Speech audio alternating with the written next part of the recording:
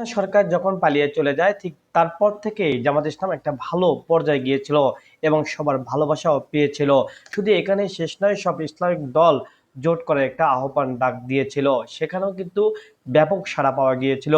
খিলাফতে মজলিস, চরমোনাই, অন্য অন্য দল যেগুলো হয়েছিল সব দল এক হয়ে বলেছিল এবারই সময় ইসলামকে এক করে সবাই মিলে মাঠে নামার, এবং সেই ডাকে সবাই সাড়া দিয়েছিল। শুধু এখানেই শেষ নয়, তারা সব এক করে একটা ব্যালট যাবে, অর্থাৎ একটা বাক্স যাবে এমনটা কিন্তু উল্লেখ করা হয়েছিল। কিন্তু শেষমেশ কিন্তু আমরা দেখতে পেলাম, এবং সেই জোটে কিন্তু অংশগ্রহণ করার কথা ছিল এনসিপি, অবশেষে দেখতে পেলাম সবকিছু তছনছ করে জামাত এখন একাই লড়তে চাচ্ছে। অর্থাৎ এখানে যে সমঝোতা হওয়ার কথা ছিল সেখানে সমঝোতা না হয়ে এখন জামাতকে একাই লড়তে হচ্ছে। ইতিমধ্যে তো বেশ কয়েকটি ইসলামিক দল জামাতকে নিয়ে বেশ বিস্ফোরণ কথা বলা হয়েছে। শুধু এখানে শেষ নয়, এনসিপি এবং জামাত ইসলামকে নিয়ে ব্যাপকভাবে কথা বলা হচ্ছে। সবাই মনে করছে এখন এনসিপি জামাতের সাথে না, এনসিপি যাবে বিএনপির সাথে। যেহেতু এর আগে এনসিপি বিএনপিকে নিয়ে বেশ কথা বলা হয়েছিল, তারপরে সব শেষে এনসিপি কিন্তু বিএনপির সাথে যোগ দেওয়ার একটা সম্ভাবনা রয়েছে।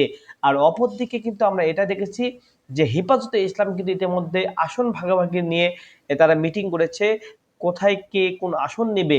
অথচ বলা হয়েছে যে ইসলামিক আন্দোলন অর্থাৎ হেফাজতে ইসলাম কিন্তু একটি অরাজনৈতিক সংগঠন, অথচ কিছু রয়েছে হুজুর বেশে রয়েছে, তারা কিন্তু ইতিমধ্যে আসন ভাগাভাগি নিয়ে ব্যস্ত সময় পার করছে।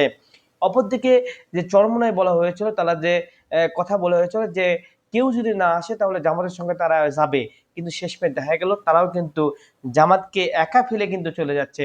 অর্থাৎ এখানে একটাই সমঝোতা হওয়ার কথা ছিল, সেই সমঝোতা না হওয়ার কারণ এর পিছনে সবাই বলছে যে আসন যে ভাগাভাগি করার নিয়ে কথা হয়েছিল সেখানে কিন্তু কিছু ত্রুটি রয়েছে, যার জন্য কিন্তু এই আসন ভাগাভাগি নিয়ে সমস্যার কারণেই কিন্তু তাদের এক করা গেল না। আসলে কি সত্যিকার অর্থে এই আসন ভাগাভাগির জন্যই তারা এক হতে পারলো না, নাকি এর মধ্যে অন্য কোনো রহস্যময় কিছু কাজ করছে? যেহেতু ইসলামিক আন্দোলন রয়েছে এবং খেলাফতে মজলিস কিন্তু বলেছিল যে আমাদের মধ্যে আখিরাগত সমস্যা থাকতে পারে, কিন্তু সব ভেদাভেদ ভুলে আমরা এক হয়ে মাঠে নামবো এবং শেষমেশ আমাদেরই জয় হবে, এমনটাই তারা উল্লেখ করেছেন। কিন্তু শেষমেশ আমরা দেখতে পেলাম কি, যে তারা এক তো দূরের কথা, তাদের মধ্যে সমঝোতা বৈষম্য হয়ে গেল।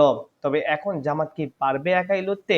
ইতিমধ্যে দেখা গিয়েছে প্রথম পর্যায়ে জামাত এবং বিএনপি মুখোমুখি, অর্থাৎ কথার কাটাকাটি হলেও আমরা এখন দেখতে পাচ্ছি বেশ কয়েকটি জায়গায় কিন্তু তারা ইতিমধ্যেই যে কাজগুলো করছে, যা মানুষ মনে করছে যখন জামাত এবং আওয়ামী লীগ ছিল ঠিক তেমনই কিন্তু এখন কার্যক্রম দেখা যাচ্ছে। ইতিমধ্যে আমরা দেখলাম মসজিদের একটা বিষয় দেখলাম, কয়েকটি বিষয় দেখলাম। এ থেকে বোঝা যাচ্ছে যে এখন যে বিরোধী দল যাকে বলে সেভাবে কিন্তু যাচ্ছে জামাত এবং বিএনপি। আর অপরদিকে এনসিপি কিন্তু জামাতকে নিয়ে বেশ বেশ কথা বলছে। তবে সত্যিকার অর্থে এখন কি হতে যাচ্ছে এদের